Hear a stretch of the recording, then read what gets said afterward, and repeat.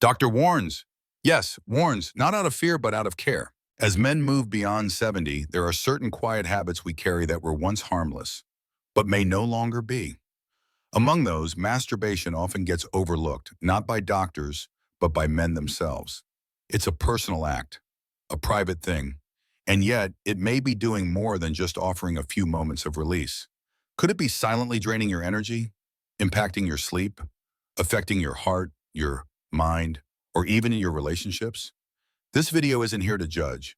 It's here to ask a simple question. What if something you've always done, something natural, human, has changed without you noticing? What if the very routines you trust are quietly working against your health? Because today, a doctor warns of 5 common mistakes many men over 70 make during self-pleasure. Mistakes that may seem small, but over time can affect your well-being in ways you'd never expect. You may not have heard these before. You may think this doesn't apply to you, but chances are at least one of these habits has slipped into your life without much thought. That's what makes this video so important, not to stop you, but to help you understand what your body truly needs now. Before we dive in, make sure you subscribe to this channel. You won't want to miss what's coming next for your health, your confidence, and your peace of mind. All right, let's begin. Mistake 1, ignoring your body's new limits. Charles was a proud man. At 74, he still pruned his garden every Saturday and refused to buy anything labeled for seniors. He had a quiet kind of strength, the kind that comes from decades of showing up for life. But there was one area where he was still trying to prove something, in the privacy of his own room. He would joke about it with old army buddies. Still got the fire, he'd laugh. But behind closed doors, Charles was forcing his body to keep up with old habits. Same pace, same pressure, same expectations. Until one evening he stood up afterward and nearly passed out. His heart pounded, his legs trembled. He was scared, and for the first time in a long while he felt fragile. This story isn't unique. Many older men try to maintain the way they used to pleasure themselves without adjusting for the changes that come with age. But after 70, the body doesn't respond the same way. The cardiovascular system, the heart and blood vessels, becomes more sensitive. The skin loses some elasticity, nerve endings change, and energy doesn't replenish like it once did. Masturbating with the intensity or urgency of your 30s or 40s can now result in short-term issues like lightheadedness or cramping and long-term strain on your heart, especially if you have high blood pressure or diabetes. What once was simple release can become an unexpected stressor. And then there's the pelvic floor, an unsung hero in male health. It's a group of muscles involved in orgasm, ejaculation, and bladder control. Overusing them or clenching too hard during climax can cause them to weaken or tighten unnaturally. The result? Discomfort, urinary urgency, or incontinence. But here's the shift. You don't need to stop. You just need to redefine. Masturbation in your 70s is no longer about performance. It's about presence. It's about returning to yourself with kindness and calm. Try slowing down. Explore sensation rather than chasing release. Use warm lighting, a comfortable position. Take breaks. Breathe deeply. Focus on what feels good, not what used to feel good. Think of it like jazz, more about feeling than force. The rhythm is slower, but the depth is richer. You haven't lost your strength, you've gained wisdom. And when you give your body what it actually needs, instead of what your ego demands, you'll find a new kind of pleasure, one rooted in safety, ease, and trust. Charles did. He stopped measuring himself against the past and started listening to the present. And in doing so, he found something surprising. His connection to himself became deeper, not weaker. If this story resonates with you, take a moment to subscribe to the channel. You won't want to miss what's coming next. And if you've ever experienced a similar shift in how your body responds, or you have questions, drop a comment below. Your story might help someone else feel a little less alone. Mistake 2, overstimulating the brain with pornography. Andrew didn't think much of it at first. After all, everyone he knew joked about it. Old man internet hobbies, they'd say. A few clicks before bed, something to pass the time, something private. But Andrew noticed something unsettling over time. The videos that used to arouse him didn't work anymore. He needed something faster, louder, more extreme. And even then, he didn't feel quite right afterward. He also noticed that the small things in life, sharing a meal with a friend, holding a neighbor's hand, a light kiss on the cheek, felt muted, duller, like someone had turned down the volume on his emotional response. It wasn't depression, it was a kind of numbness. Andrew had unknowingly fallen into a trap many older men face in silence: dopamine desensitization. Here's the science in simple terms. Sexual stimulation releases dopamine, the pleasure neurotransmitter, but the brain is built to adapt. When overstimulated, especially by fast, high-intensity imagery like modern internet porn, the brain adjusts by dulling its response. It starts needing more input to achieve the same feeling. This isn't just theory. Neurologists have studied this pattern in men of all ages, but it's especially risky after 70, when emotional regulation becomes more fragile. In your 70s, your hormonal balance has shifted. Testosterone is lower, emotional highs and lows are more sensitive. And when your brain is flooded with digital intensity, it becomes harder to experience genuine joy from slower, real-life moments. This isn't just about arousal, it's about your memory, focus, and connection. Some men start to feel more irritable after watching porn, or more anxious without even knowing why. Others struggle to enjoy intimacy with a partner, even if they love them deeply. Over time, pornography, especially the kind made for younger audiences, can rewrite what your brain thinks is normal, desirable, or achievable. And that's dangerous. What's the alternative? It's not about giving up pleasure, it's about reclaiming it. Consider exploring erotic stories or sensual literature. These allow the mind to fill in the gaps, engage imagination, and create emotional tone, not just visual noise. For some, even simply taking a break from explicit content for a few weeks can reset the brain's reward system. Others choose to explore slower, softer visual content tailored to older adults, where connection, not shock, is the center of the experience. And maybe most importantly, be intentional. Ask yourself, is this making me feel more alive or more numb? Andrew eventually traded his nightly scroll through explicit content for an old book of love poems and a playlist of soft jazz.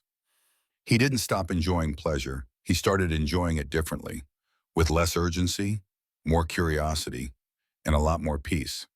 If this part of the conversation speaks to something you've been feeling, don't hesitate to share it in the comments.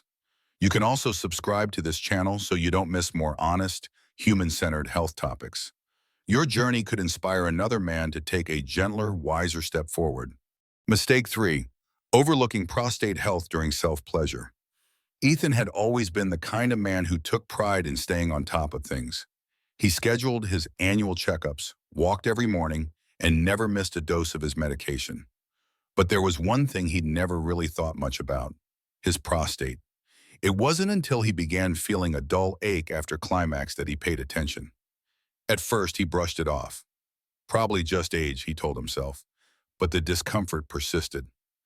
Then came the interrupted stream when he tried to urinate, and the late-night trips to the bathroom started increasing, once, then twice, then 3 times before dawn.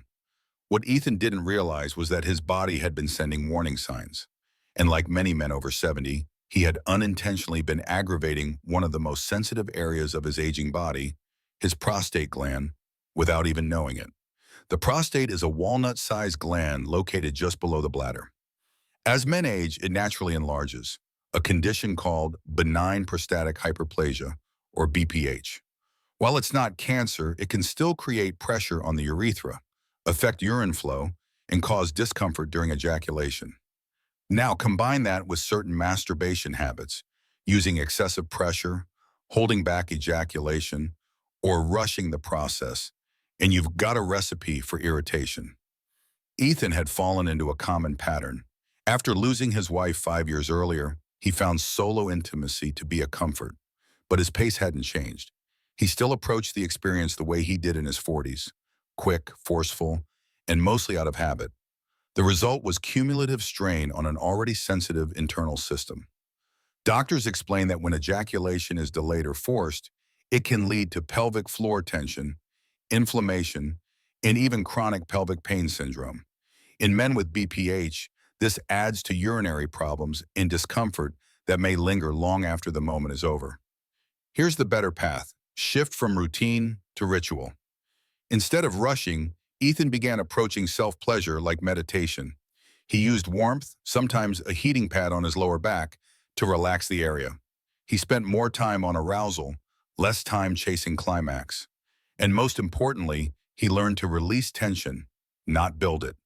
If you're over 70 and feel discomfort during or after self-pleasure, don't ignore it. These signs are your body's way of speaking. Pay attention to changes in your melanin, signs of blood, or increased urinary frequency. These are not embarrassments. They are early warnings, and early awareness can lead to long-term health. And yes, masturbation can support prostate health by helping flush old fluids and encouraging circulation, but only when done gently, consciously, and without unnecessary strain. Ethan didn't need to give it up. He just needed to do it differently. And once he did, the discomfort faded, and what replaced it was a deeper sense of self-trust. If you've ever felt unsure about what's normal down there, you're not alone. Let's open up this conversation. Drop a comment with your thoughts or questions. And if this video is helping you think differently about aging and intimacy, consider subscribing so we can walk this road together with knowledge and respect. Mistake 4. Using masturbation to cope with loneliness or emotional stress. Thomas had always been a quiet man, not withdrawn, just private. He was never one to talk much about feelings. When his wife passed, he managed the funeral arrangements without a tear in public. When his children moved away, he told them not to worry. "I'm fine," he'd say. And on the surface, he was. He kept the house clean, paid his bills, watched the news. But inside, Thomas felt something he couldn't name, an ache that wasn't physical. Nights were the hardest. The silence became a weight. The empty chair at the dinner table reminded him of all that was missing.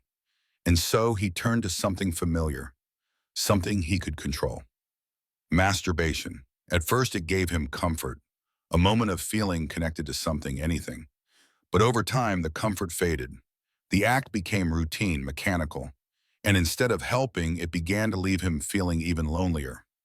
Thomas had slipped into a quiet habit that many older men fall into without realizing, using self-pleasure not as an expression of desire, but as a way to escape emotional discomfort. Here's the truth.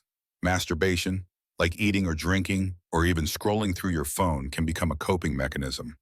When it's done to avoid sadness, boredom, or stress, it stops being about pleasure and becomes a form of emotional numbing. At this stage of life, emotional resilience is just as important as physical health. The danger isn't the act itself, it's the intention behind it. Men of Thomas's generation were often taught to keep things to themselves, to be strong, to endure. But grief, loneliness, and unspoken sadness don't disappear just because we ignore them. And using physical release to mask emotional pain and only delays the healing process. Therapists call this misaligned intimacy, when we seek connection through action instead of emotion. And while it may feel soothing for a moment, the result is often an increased sense of isolation. So what can you do? Start by asking yourself, am I doing this because I feel connected or because I feel disconnected? That one question can shift the entire experience. Thomas didn't give up self-pleasure. He simply reframed it. He added small rituals, lighting a candle, playing soft music, even writing in a journal afterward. And on the nights when he felt truly lonely, he picked up the phone. Sometimes just to say hello, sometimes to share a memory. Connection, he realized, wasn't out of reach. He just had to open the door. Masturbation can still be meaningful if it's anchored in wholeness, not used to fill a void. Remember, touch is not a substitute for love. It's a language of care. And the most healing touch comes when you're honest with yourself about what you're really feeling. We all carry quiet stories. If Thomas's story feels familiar, you're not alone. Drop a comment, share your thoughts, or just say hello. And if you haven't yet, hit subscribe. These conversations matter, and they're better when we have them together. Mistake 5. Letting performance anxiety or erectile issues control you. William stared at the bathroom mirror longer than usual. The man looking back was still him, same steady eyes, same square jaw, same quiet strength, but something had changed, and he didn't like admitting it, even to himself.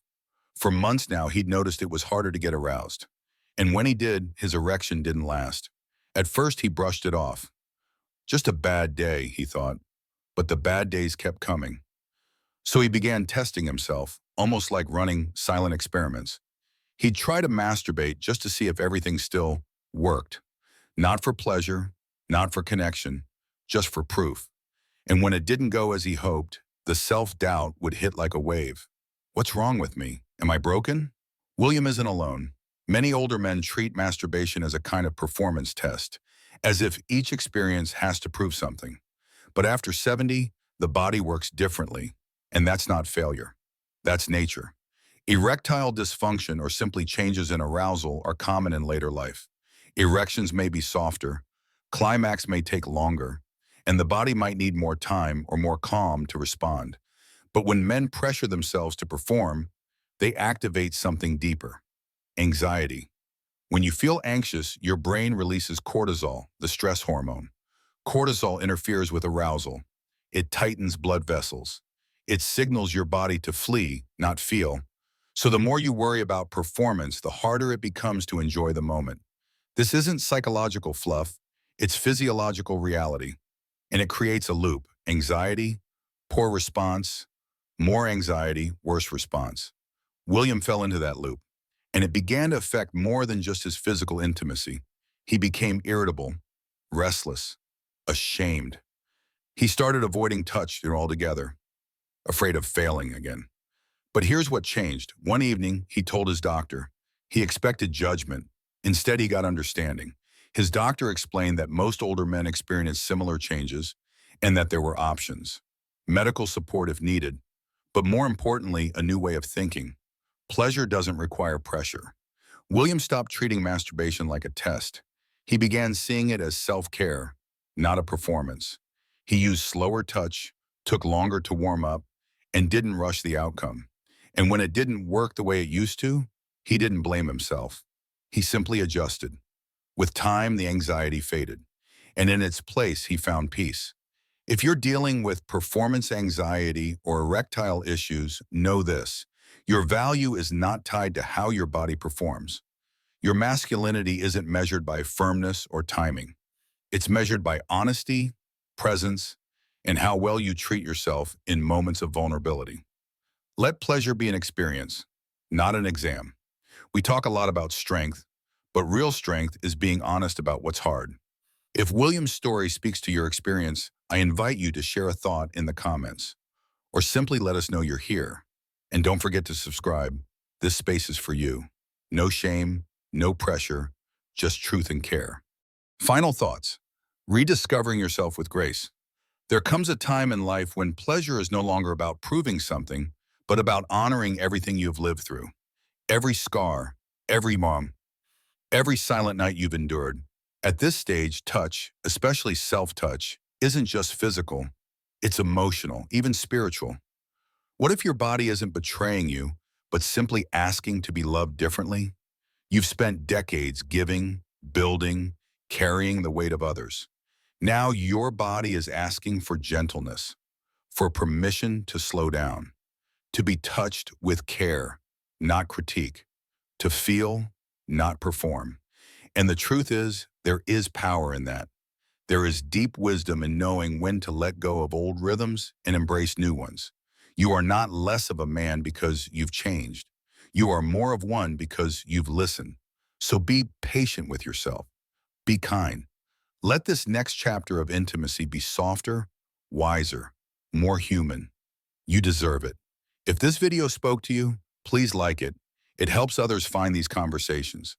Don't forget to subscribe and turn on the bell so you won't miss future videos made just for you about aging, intimacy, and living fully with grace. Thank you for spending your time here with me. Whatever your story is, I honor it, and I wish you peace, connection, and courage for today and every day forward.